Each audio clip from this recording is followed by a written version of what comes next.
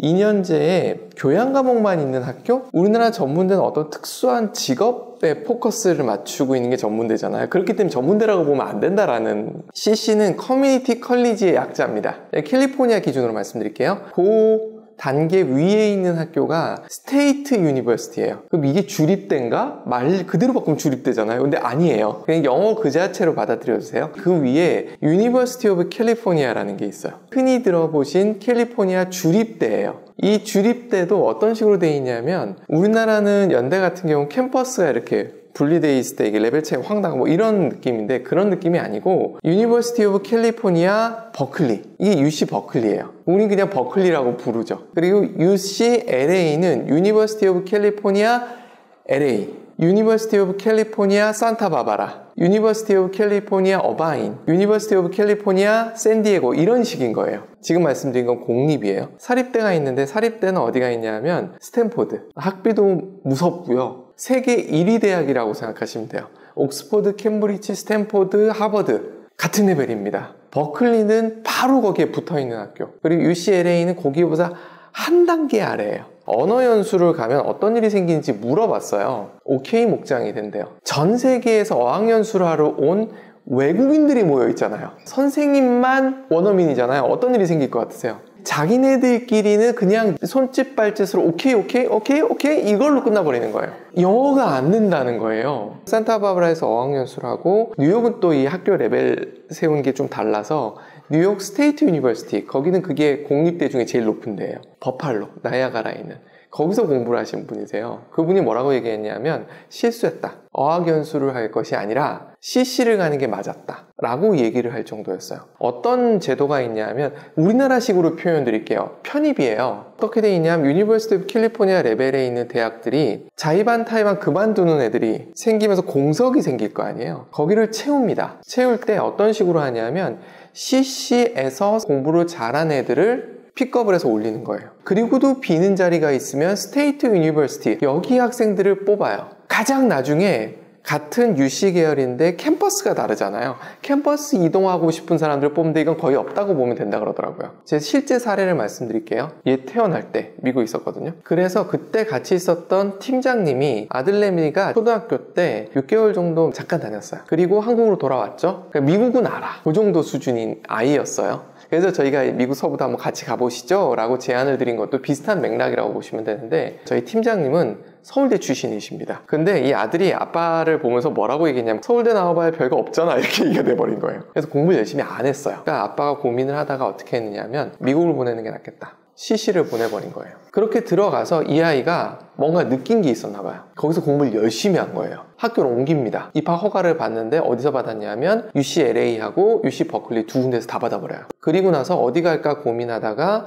UC 버클리를 들어가기로 결정하고 버클리를 졸업했어요. 그런 식의 패스가 열려 있어요. 그리고 미국 대학은 졸업장을 보지 입학을 잘 안 보는 편이에요. 이 시스템이 달라요. 저희는 들어간 걸 되게 중시하는데, 여기는 공부 자체가 졸업을 하는 걸 더 중시해요. 거길 졸업했으면 공부했다는 거야, 이런 식으로 받아들이거든요. CC는 얼마나 들어가기가 쉽나요?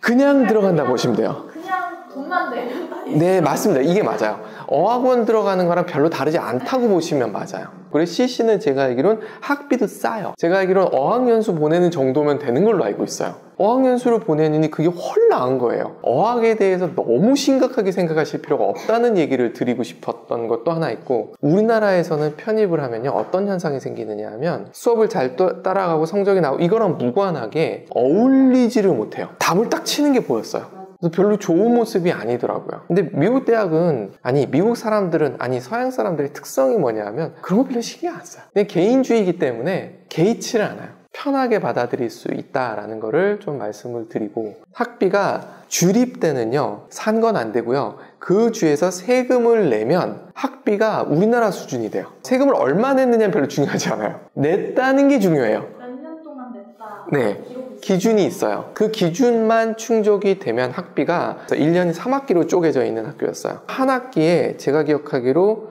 완전히 인터내셔널인 경우에는 15,000불 정도가 돼요. 여기는 시민이면서 대신에 세금을 안 낸 케이스여서 한 12,000불 정도 돼요. 미국은 그래서 하나의 나라라고 생각하시면 안 돼요. 2년 동안 CC를 다닌다라고 가정을 했을 때 학비가 싸잖아요? 알바를 하잖아요. 세금을 내잖아요. 그럼 학비가 또 떨어져요. 이런 시스템까지 존재해요. 그래서 학비에 대한 부담을 굉장히 많이 느끼시는데 의외로 우회하는 경로들이 많고, 장학금, 그럼 우린 성적 우수 장학금만 생각하잖아요. 이건 좀 대학이 좀 다릅니다만 맨하탄에 있는 아이비리그가 있습니다. 콜럼비아 대학이라고. 그 대학을 보낸 저희 선배가 있어요. 사립대거든요. 학비가 어마무시해요. 그런 대학을 보내면서 고민에 빠져가지고 그걸 컨설팅 해주는 데를 찾아갔다라고 얘기하더라고요. 이렇게 하면 장학금 받을 수 있다. 불쌍해 보이면 받을 수 있다 였어요. 우리나라 카이스트에도 그런 장학금이 있습니다. 후배 사원 하나가 그 장학금을 자기가 받아봤대요. 너 왜 받았냐? 그랬더니 그때 마침 아버지가 자영업과 자영업 사이에 비어 있었대요. 그래서 실직 상태, 그러니까 무직 상태여가지고 불쌍해 장학금이라는 표현을 그 친구는 썼어요. 선배가 고민을 하다가 제가 딸내미를 유학을 보낸 걸 안 거예요. 두 딸이 있는데 첫째는 우리나라 대학을 보냈는데 원하는 만큼 성이 안 찼던 거예요. 어떤 방법을 썼냐면 독일을 보낸 걸 했었어요. 학비가 무지하게 싸거든요. 그리고 유럽 대학의 특성은 뭐냐면 들어가기는 쉽다, 나오기 어렵다. 이 친구는 가서 공부를 열심히 한 것 같아요. 거기서 졸업을 했는데 여기서 사람들이 또 쓰는 전략이 있더라고요. 미국 대학으로 편입을 해버리더라고요. 이렇게 되면 들어간 건 쉽게 들어갔잖아요. 근데 한국 학생들의 특성이 도피성 유학이 아니고서는 가서 애들이 열심히 해요. 미국 대학으로 편입이 상대적으로 쉽게 되는 거예요. 그래서 트랜스퍼를 해가지고 졸업하는 경우들도 있는 거죠. 그럼 2년치 학비는 세이브를 한 거잖아요. 옆에서 보면은 한국 대학 준비하는 거에 비하면은 훨씬 쉬워요. 안 힘들다는 건 아닌데 훨씬 쉽다라는 얘기는 드릴 수 있어요. 스카이를 나와야만 된다는 게 우리나라 분위기잖아요. 요즘은 스카이도 안 되고 S를 나와야 돼. 뭐 이런 식으로까지 분위기가 만들어지고 있어요. 그런 상황에서 그 대학을 가기 위해서 학원을 얼마나 다녀야 될까 하는 거예요.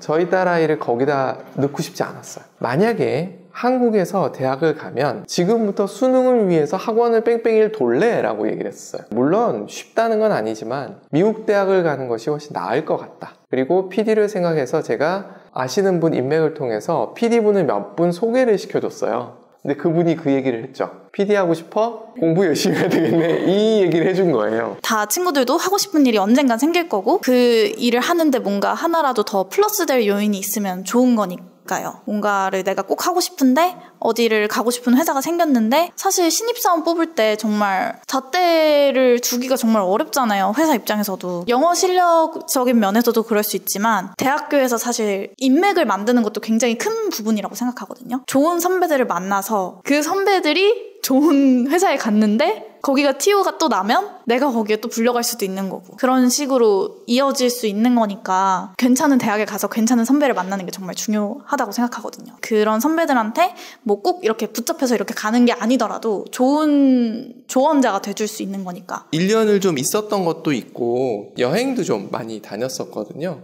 그러다 보니까 미국에 대한 겁은 없었을 거예요. 생소한 지역이 낯선 지역이라는 생각은 안 했을 거예요. 단지 대학을 글로 간다는 거에 대해서는 좀 뭐 이것저것 생각이 있을 수 있고, 제가 이렇게 미국 서부 명문대 투어를 준비하게 된 이유가 뭐냐라고 묻는다면 아이들이 좀 익숙해졌으면 좋겠는 거죠. 아무래도 인간은 어쩔 수 없이 본 것만큼 상상하거든요. 보지 않은 걸 상상하기 쉽지 않은 것 같아요. 그래서 익숙해지다 보면 뭐 여기도 사람 사는 데네, 그런 거 있잖아요. 미국 안 가보면 우리 영화 속에서의 미국은 맨날 총 쏘고 난리도 아니지 않습니까? 근데 우리나라 드라마만 보면 어떨 거라고 생각하세요? 해외에서 범죄 천국이라고 생각하지 않을까요? 또 너무 멜로만 보게 되면 또 그렇게 보지 않을까요? 그래서 가서 직접 보면 여기도 사람 사는 데고 별로 다르지 않고, 물론 언어와 문화의 차이는 어쩔 수 없이 있죠. 그것도 한번 느껴보는 것도 의미가 있다고 저는 생각을 해요. 여기 있는 아이들이 살아갈 세상은 한국을 무대로 살 아이들은 아닌 것 같아요. 기업에서 어떤 사람을 원할까? 라는 생각을 안 해볼 수 없는 거죠. 내가 CEO예요. 내가 팀장이에요. 그럼 팀원으로 어떤 사람을 뽑고 싶을까? 해외 경험 있는 사람을 뽑고 싶겠죠, 당연히.